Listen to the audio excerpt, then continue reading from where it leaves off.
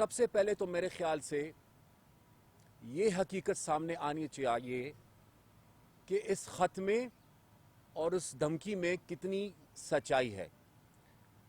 اسلام آباد میں ایک سیکیورٹی کانفرنس ہوتی ہے، اس سیکیورٹی کانفرنس میں ایک دن اس وقت کے وزیر اعظم آتے ہیں،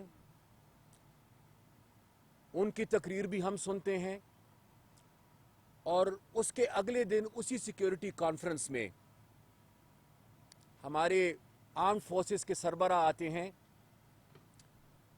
وہ بھی بات کرتے ہیں، اور وہ بات بھی پوری قوم نے سنی۔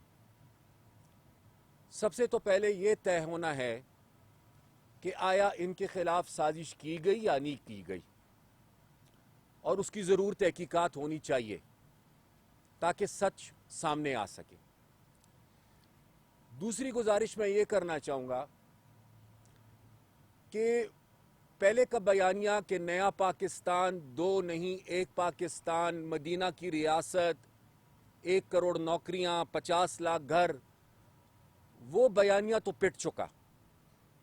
اس بیانیے کے ساتھ تو یہ دوبارہ الیکشن میں نہیں جا سکتے تھے، لہٰذا اب یہ نئے بیانیے کے ساتھ الیکشن میں جانے کی کوشش کر رہے ہیں، لیکن خدا کو خوف کریں، اپنی سیاست کے لیے ایسا بیانیہ نہ ڈھونڈے جس سے پاکستان تنہائی کا سامنا کرے، جس سے پاکستان کی مشکلات مزید بڑھیں۔ یہ پاکستان کے ساتھ کھلواڑ کیا جا رہا ہے اس وقت اپنی سیاست کے لیے۔ تیسری بات میں یہ کہنا چاہوں گا کہ سازش ہوئی یا نہیں ہوئی، دھمکی دی گئی یا نہیں دی گئی، یہ ابھی طے ہونا ہے، لیکن اس سازش کو اور اس دھمکی کو اپوزیشن کے ووٹ آف نو کانفیڈنس سے جوڑنے کی کوشش کی جا رہی ہے۔ یہ دو الگ الگ چیزیں ہیں۔ اس کو اس لیے جوڑا جا رہا ہے تاکہ عمران خان اپنے لیے کوئی راستہ نکال سکے۔ میں یہ مطالبہ کروں گا اعلیٰ عدلیہ سے کہ جو الزام کل 197 ممبرز پہ لگا، کروڑوں عوام پہ لگا جنہوں نے ان کو منتخب کیا غداری کا، اس کی وضاحت ہونی چاہیے۔ آرٹیکل 5 کا سہارا لے کر کل جس طریقے سے ووٹ آف نو کانفیڈنس کے ریزولوشن کو معطل کیا گیا، ان لوگوں پر آرٹیکل 6 کے حوالے سے بات ہونی چاہیے۔ اور میرے خیال سے ہر پارٹی کا اپنا فیصلہ اور اپنا ان کا جو بھی سوچ ہوگی، لیکن میرے خیال سے شاید پچھلا 1 مہینے ہم نے پوری توجہ دی ان ہاؤس چینج اور معاملات پر، اور شاید عمران کو یہ موقع ملا کہ وہ سیاست کے میدان میں ایک بیانیہ بنانے کی کوشش کرے، ایک غلط، ایک جھوٹا بیانیہ۔ میرے خیال سے اب وقت آ گیا ہے کہ پارلیمنٹ کے اندر بھی ہم اپنی جدوجہد کو جاری رکھیں، قانونی جدوجہد بھی ہم جاری رکھیں، لیکن میرے خیال سے اب سیاست کی میدان میں بھی ان کا سیاسی مقابلہ انشاءاللہ بھرپور انداز سے ہم کریں گے۔ خوشیاں وہ کل سے منا رہے ہیں کہ جی مبارک ہو مبارک ہو۔ مجھے ایک پرانا قصہ یاد آ گیا کہ کسی کو پھانسی کی سزا ہو گئی، تو پھانسی سے ایک دن پہلے اس کو جب پھانسی ہونی تھی تو ایک دن پہلے اس نے خودکشی کر لی، تو اگلے دن اس کے برادری والے سب جمع ہو گئے کہ جی مبارک ہو ہم پھانسی سے بچ گئے۔ تو عمران خان صاحب نے غیر جمہوری طریقے سے اپنے آپ کو عدم اعتماد سے بچانے کی کوشش کی، اپنی حکومت اور اسمبلیز ختم کر ڈالی، لیکن انشاءاللہ اللہ نے چاہا تو دوبارہ انہی اسمبلیز میں یہ مسئلہ جائے گا، انہی اسمبلیز کے ذریعے عدم اعتماد ہوگا، اور انہی اسمبلیز کے ذریعے ایک نئی حکومت منتخب ہوگی، اور وہ حکومت پھر یہ فیصلہ کرے گی، وہ وزیر اعظم فیصلہ کرے گا، وہ حکومت فیصلہ کرے گی کہ الیکشنز کب ہونے ہیں۔ اور ظاہری بات ہے کہ الیکشن سے ہم راہ فرار اختیار نہیں کرنا چاہتے، ہماری بھی خواہش ہے، لیکن پہلے الیکشن ریفارمز، اس کے بعد الیکشنز۔ شکریہ۔ ایک منٹ مختصر جی، بسم اللہ الرحمن الرحیم۔ تمام محترم قائدین کی اجازت سے تفصیلی بات تقریباً ہماری اپوزیشن کی قیادت نے تفصیلاً تقریباً تمام پہلو پہ بحث کی ہے. ایک چیز چونکہ ایک مشترکہ اپوزیشن کی پریس کانفرنس ہے تو کوشش کروں گا کہ جتنا احتیاط سے کام لے سکوں. عمران خان سبھی جانتے ہیں کہ وہ ایک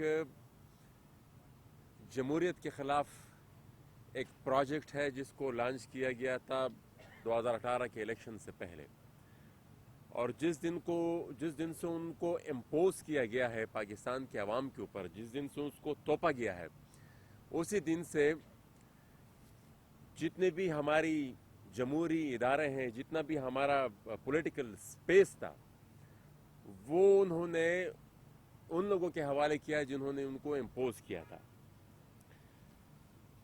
اب ان سے تو پھر اس طرح کے ایکشنز کی ہی بندہ توقع کر سکتا ہے جس طرح کا خودکش حملہ ان نے کل پاکستان کے آئین کے اوپر کیا ہے, اور پھر جن افراد کے ذریعے کیا گیا ہے. ایک کا تو مینگل صاحب نے ذکر کیا کہ وہ صاحب 52,000 جعلی ووٹ لے کر یہاں پر براجمان ہیں اور 3.5 سال سے وہ اسٹے آرڈر پر ہے, اور وہ یہ اسٹے آرڈر میں اتنی فیسیلٹی, اتنا لمبا اسٹے آرڈر, یہ سب کو پتہ ہے کہ ہم جیسے سیاسی ورکرز کے لیے نہیں ہے, یہ انہی جیسے لوگوں کے لیے صرف یہاں پر میسر ہے جو پھر آگے جا کر اس طرح کے غیر آئینی اقدامات کرتے ہیں.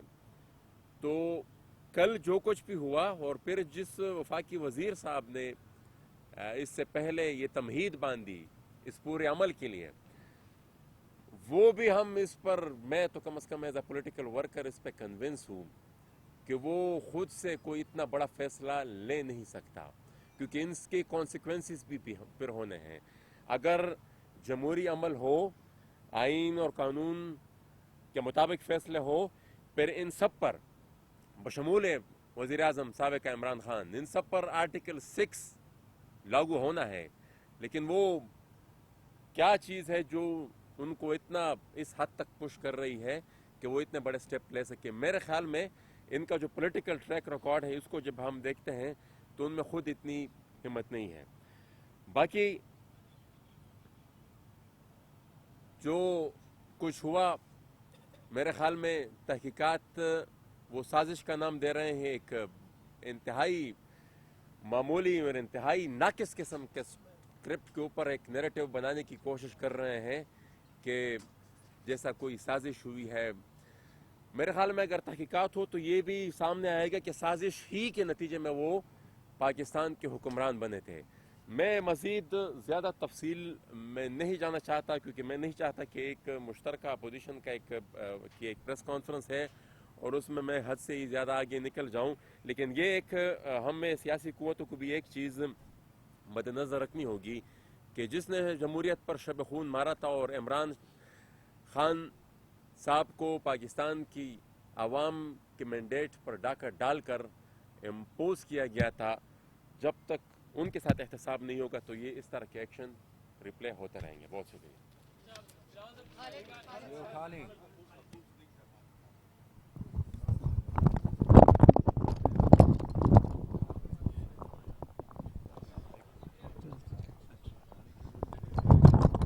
تھینک یو, زبردست.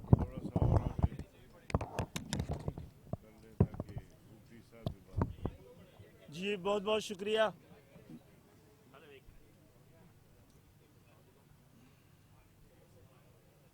جی بہت بہت شکریہ. میں اس احتیاط سے بات کرنے سے گریز کر رہا تھا کہ بات ریپیٹ ہو رہی ہے, لیکن ایک بات ہوئی یہی ہے کہ وزیر اعظم صاحب نے, سابق وزیر اعظم صاحب نے سیاسی شکست سے بچنے کے لیے سیاسی خودکشی کر لی ہے.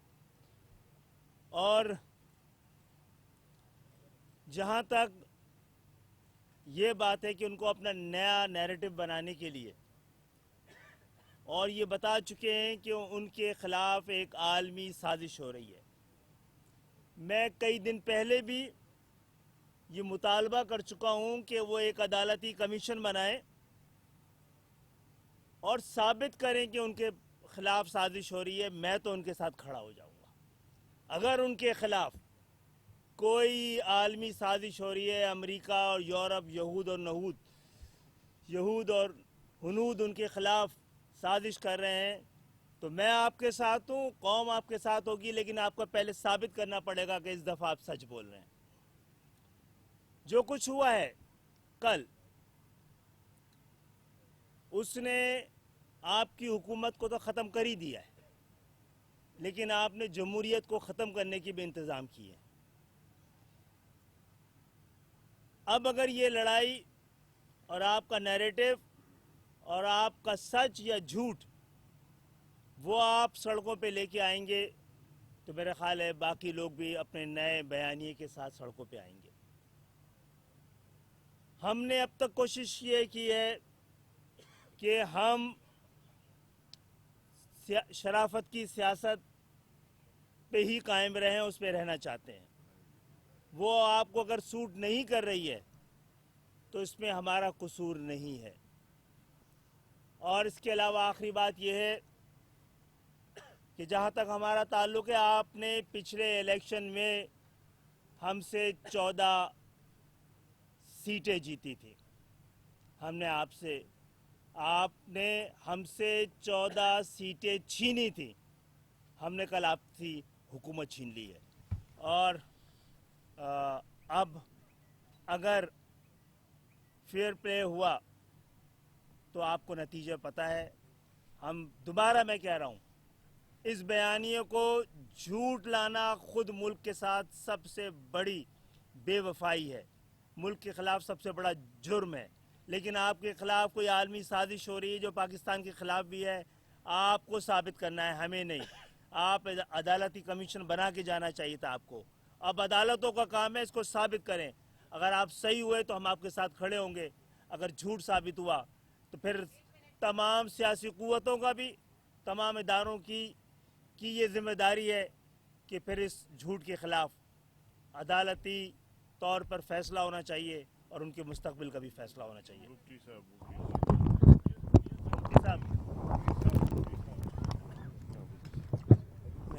नहीं